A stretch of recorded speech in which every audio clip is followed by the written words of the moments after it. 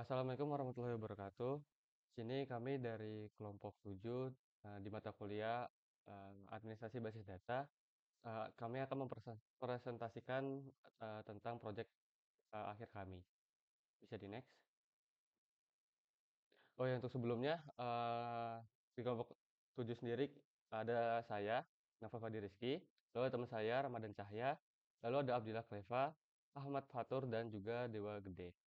Untuk outline-nya di sini yang pertama ada introduction, lalu index, view, store prosedur, user definition function, trigger, backup, log data, RCAC, dan HADR. Jadi next.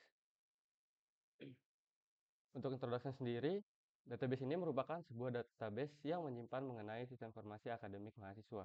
Database ini berisikan tabel mahasiswa, jurusan, departemen, mata kuliah, dan dosen yang disimpan dalam sistem SIAM. Database ini dirancang sedemikian rupa dengan beberapa proses di dalamnya untuk optimalisasi pada pengelolaan database akademik. Next. Untuk struktur database-nya sendiri seperti ini, dengan tabel departemen, jurusan, dosen, mata kuliah, dan mahasiswa. Next. Untuk penjelasan dari setiap tabel sendiri, di sini yang pertama ada relasi, yang dimana tabel mata kuliah dengan tabel dosen adalah one to many, yaitu saat mata kuliah bisa diajarkan oleh satu dosen ataupun dengan banyak dosen yang mengajar mata kuliah. Yang dosen tersebut mengambil mata kuliah yang bisa diajar dengan banyak. Lalu untuk mata kuliah dengan mahasiswa, di sini juga one to many, di mana banyak mahasiswa dapat mengambil satu mata kuliah dan satu mahasiswa dapat mengambil banyak mata kuliah. Lalu untuk mahasiswa dengan jurusan, di sini one to many juga, yang dimana satu mahasiswa terdaftar dalam satu jurusan, tetapi satu jurusan memiliki banyak mahasiswa. Dan yang terakhir, jurusan dengan departemen. Di sini juga terdapat one to many, di mana satu jurusan berada di bawah satu departemen, tetapi satu departemen bisa memiliki banyak jurusan. Dengan struktur model tabel, yang dimana tabel mata kuliah memiliki atribut sebagai berikut. ID mata kuliah sebagai primary key-nya, lalu ada nama mata kuliah, dan ID dosen sebagai foreign key. Untuk tabel dosen sendiri memiliki atribut dengan ID dosen sebagai primary key dan nama dosen. Lalu untuk mahasiswa, atributnya ada ID mahasiswa sebagai primary key, lalu nama mahasiswa dan ID jurusan sebagai foreign key-nya.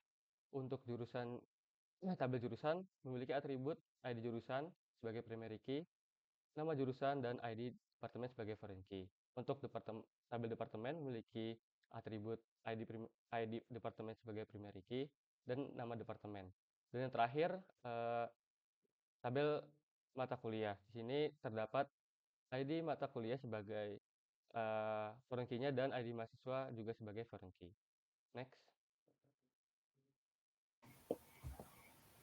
Oke, selanjutnya untuk indeks. Jadi indeks ini merupakan sebuah struktur data yang berisi kumpulan key beserta referensinya ke data sebenarnya yang ada pada tabel.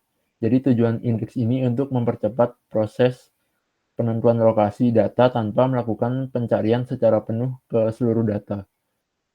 Dalam membuat indeks ini, kita perlu membuat tabel space terlebih dahulu. Next. Nah, jadi untuk membuat sebuah indeks, pertama kita harus membuat sebuah table space dengan sintaksnya seperti yang dapat dilihat, create table space, lalu masukkan namanya, tentukan ukurannya, lalu kita pilih manage by database, lalu kita simpan pada sebuah directory. Baru setelah itu kita bisa membuat indeksnya dengan sintaks create index, masukkan nama indeksnya, kita membuat indeksnya pada tabel mahasiswa. Lalu kita pilih table space yang sudah kita buat tadi. Next. Oke, untuk view sendiri dapat didefinisikan sebagai tabel virtual atau logical yang terdiri dari himpunan hasil query. Tidak seperti pada umumnya, tabel di dalam basis data relasional, view bukanlah bagian dari skema fisik. View bersifat dinamis. Ia mengandung data dari tabel yang direpresentasikan. Next.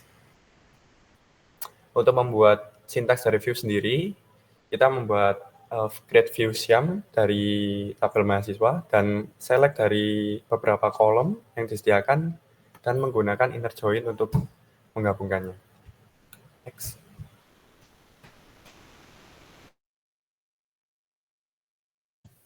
Selanjutnya, kita masuk ke store prosedur. Store prosedur sendiri adalah sebuah prosedur layaknya subprogram di dalam bahasa pemrograman reguler yang tersimpan di dalam katalog basis data. Dalam database ini, store prosedur digunakan untuk berfungsi untuk mengambil data mahasiswa berdasarkan NIM yang diberikan sebagai parameter input. Prosedur ini menghasilkan suatu hasil dinamis yaitu result set. Di dalamnya, sebuah kursor yang didefinisikan sebagai C1 didedikasikan untuk mengeksekusi pernyataan select yang menggabungkan tabel mahasiswa dan jurusan, lalu menampilkan NIM, nama mahasiswa, dan jurusan dari mahasiswa dengan NIM sebagai parameter. Kemudian ada pun sintaksnya, yakni yang pertama kita mulai dengan create procedure dengan nama get mahasiswa by NIM. Kemudian dilanjutkan language SQL sebagai mendefinisikan bahwa menggunakan bahasa SQL.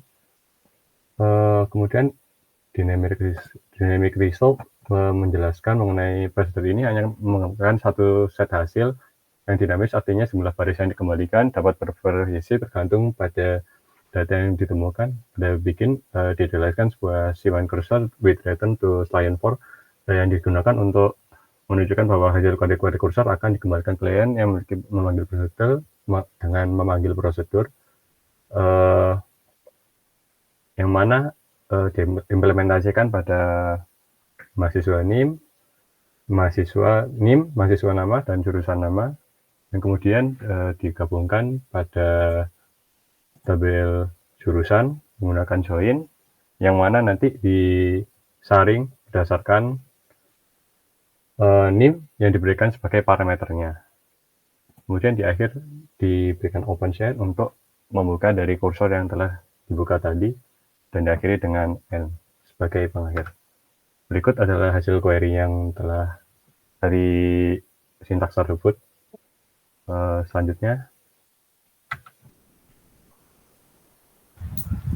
adalah user defined function. Untuk pengertian itu sendiri adalah user defined function adalah sebuah fungsi yang dibuat oleh pengguna yang digunakan untuk mendukung program yang dikerjakannya. Dalam database ini kita membuat sebuah user defined function yang bernama tahun masuk yang digunakan untuk menentukan tahun masuk mahasiswa berdasarkan parameter input berupa NIM.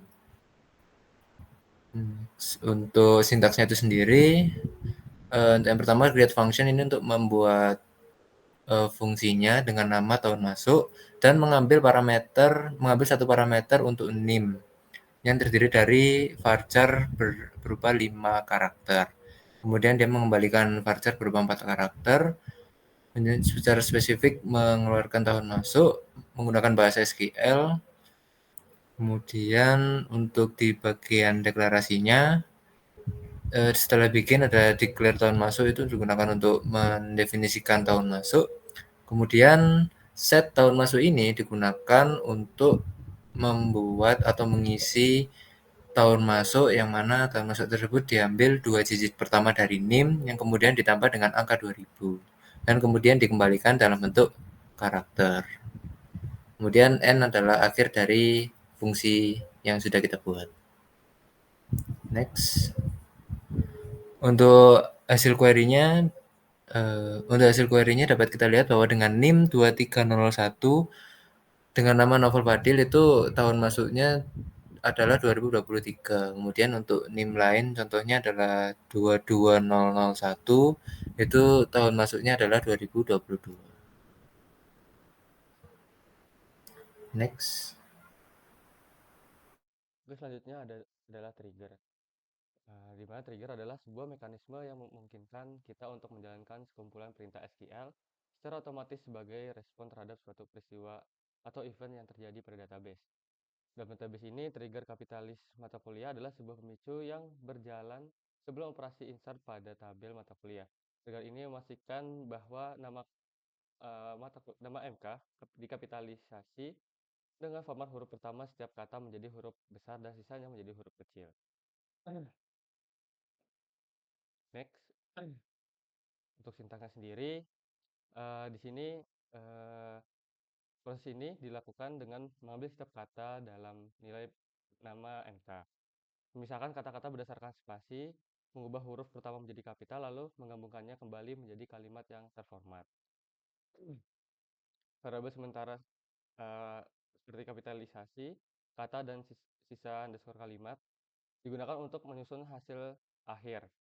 Lalu dengan demikian, setiap nama mata kuliah yang dimasukkan akan otomatis memiliki format kapitalisasi yang konsisten. Bisa di next. Dengan si query-nya seperti ini, di mana dan sebelumnya tadi di sintak paling bawah menambahkan MK06 dengan mata kuliah baru, di mana di sini setiap kata pertama setelah spasi juga, lalu kata berikutnya akan menjadi kecil. Lalu untuk kata pertamanya akan menjadi huruf kapital. Next. Oke, selanjutnya untuk full backup. Jadi full backup itu adalah sebuah proses membuat salinan dari semua data yang ada pada database, termasuk file-file terkait dalam satu operasi pencadangan. Dan backup database ini dilakukan secara online sehingga memungkinkan admin melakukan operasi pada database ketika proses backup sedang berlangsung. Next. Jadi untuk melakukan backup database ini ada dua jenis. Yang pertama offline backup.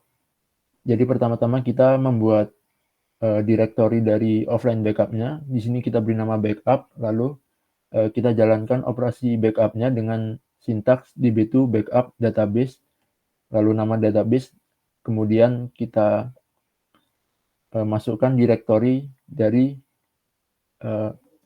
backup file backup yang sudah kita buat. Lalu untuk online backup kurang lebih caranya sama.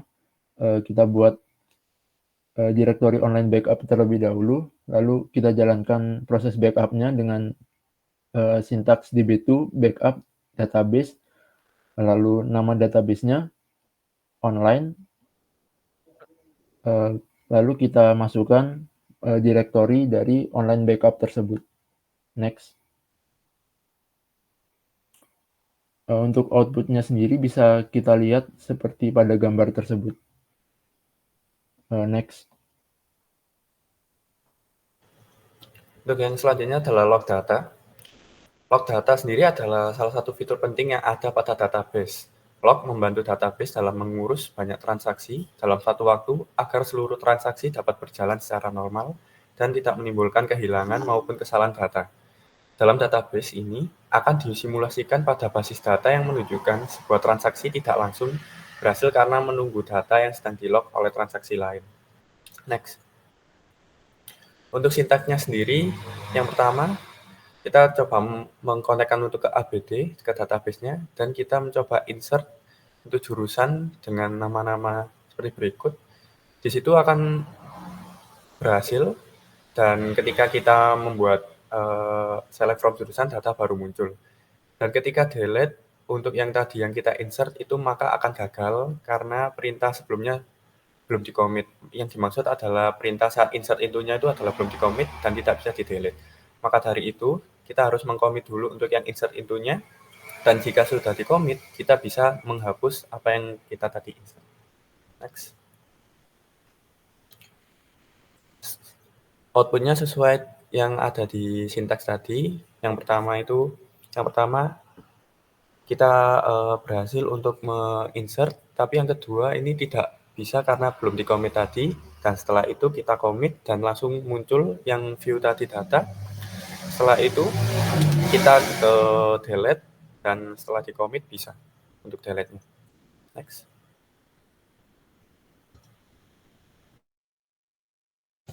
Kemudian masuk ke RCAC, yakni Row and Column Access Control. RCAC sendiri adalah fitur keamanan yang disediakan oleh Db2 yang memungkinkan kita untuk mengontrol akses data pada tingkat baris dan kolom dalam tabel database. Dengan RCAC, diharapkan kita dapat menentukan pengguna atau kelompok pengguna mana yang dapat melihat baris atau kolom tertentu, bahkan jika mereka memiliki izin akses ke tabel secara keseluruhan. Untuk sintaksnya sendiri, pertama adalah surut, ini memasuki ke root, ke mode root dengan memasukkan password rahasia. Kemudian kita akan menambahkan user dan password baru, nama user baru. Kemudian kita masuk ke user db2inst1 dengan perintah show. Kemudian kita akan mengkonekkan database ABD menggunakan username dan user baru password tersebut dengan nama db2connect to ABD user baru using user baru. Kemudian kita masuk lagi ke db2 dan melakukan proses select, ya ini select from db2inst1.mahasiswa.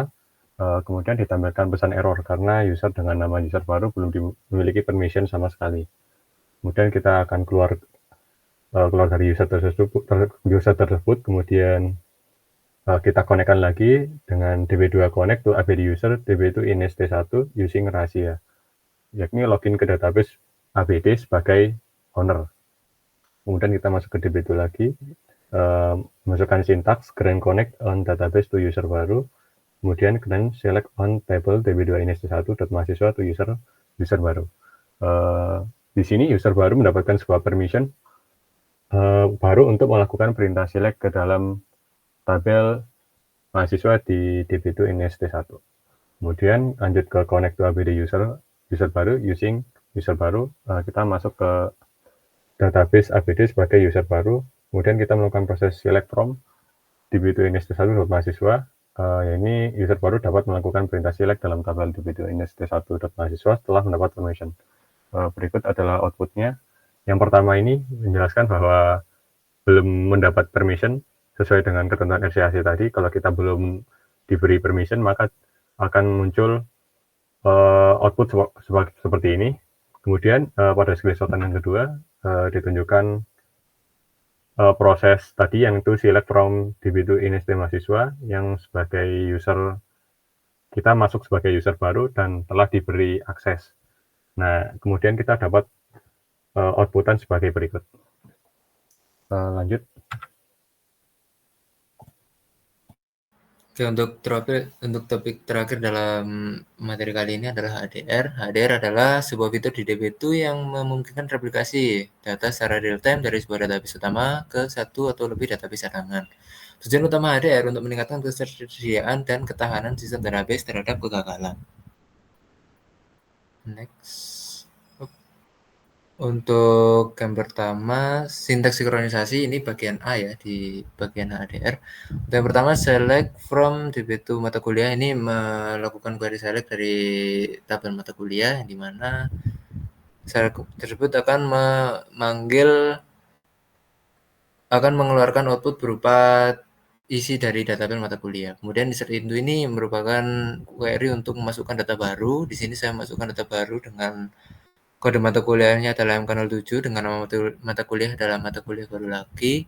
Kemudian untuk SKS-nya 2, kemudian kode dosennya adalah D02 dan ID jurusannya adalah 2. Kemudian query terakhir adalah digunakan untuk select dari tabel mata kuliah setelah kita menambahkan query baru atau data baru ke dalam tabel mata kuliah. Next. Untuk output yang pertama adalah output dari query select, yang mana dalam query tersebut masih belum ditemukan adanya data baru untuk mata kuliah dengan kode MK07. Kemudian setelah query insert dimasukkan, maka dalam screenshot yang nomor 2, ini sudah muncul mata kuliah baru yang sudah dimasukkan. Dan ini screenshot nomor 2 ini adalah screenshot dari virtual machine yang di bagian primary. Kemudian untuk screenshot yang ketiga merupakan screenshot hasil dari query select juga dari tabel mata kuliah, yang mana di virtual machine yang standby ini juga berhasil dilakukan insert data baru. Jadi hal ini dapat kita simpulkan bahwa virtual machine antara primary dan standby sudah tersinkronisasi. Next, untuk simulasi HDR ini lumayan panjang. Untuk yang pertama, kita perlu set beberapa bagian seperti HDR harus yes, kemudian standby ISO-nya juga harus yes. Kemudian sintaks selanjutnya adalah kita mengkonekkan ke database kita. Kemudian kita melakukan update untuk config menggunakan log index build on block knowledge dengan keterangan yaitu yes. Kemudian kita membuat sebuah directory baru dengan nama log apd. Kemudian kita melakukan update config untuk log argmath dengan direktori yang sudah kita buat pada query sebelumnya, yaitu pada direktori home, db2inst, query home, db2inst, dan log abd. Kemudian query selanjutnya adalah membuat direktori baru untuk backup HADR. Kemudian query selanjutnya adalah membackup database secara offline dari APD ke direktori backup HADB. Kemudian query selanjutnya adalah query untuk backup online. Query selanjutnya adalah ini adalah query untuk mengupdate bahwa virtual machine dari primary ini sudah disetting ke virtual machine untuk standby, yang mana untuk hostname-nya sudah ditentukan 192.168.56.102. Ini merupakan IP dari virtual machine standby dengan port 501. Kemudian ada juga query untuk melakukan update config.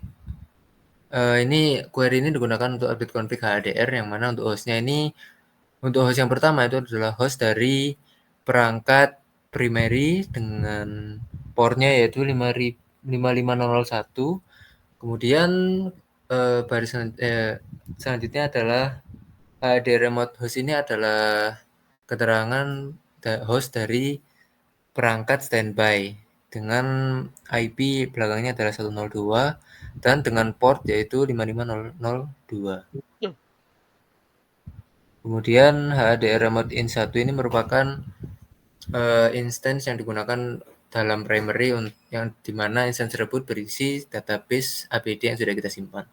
Kemudian selanjutnya query untuk melakukan koneksi dari file backup yang sudah kita simpan pada virtual machine primary, kemudian yang mana file tersebut dikoneksikan ke IP yang terdapat pada perangkat standby dengan direktorinya juga. Jadi query ini itu mengambil file backup yang ada di perangkat primary, kemudian dikirim ke host yang ada di perangkat standby beserta direktori di mana file backup ini akan disimpan.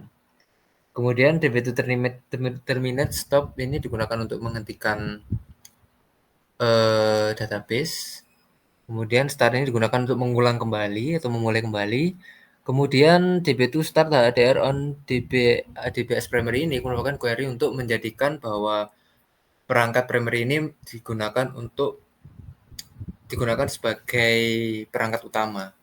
Kemudian db2 stop force ini digunakan untuk menghentikan perangkat primary. Kemudian db2 start ini digunakan untuk memulai lagi.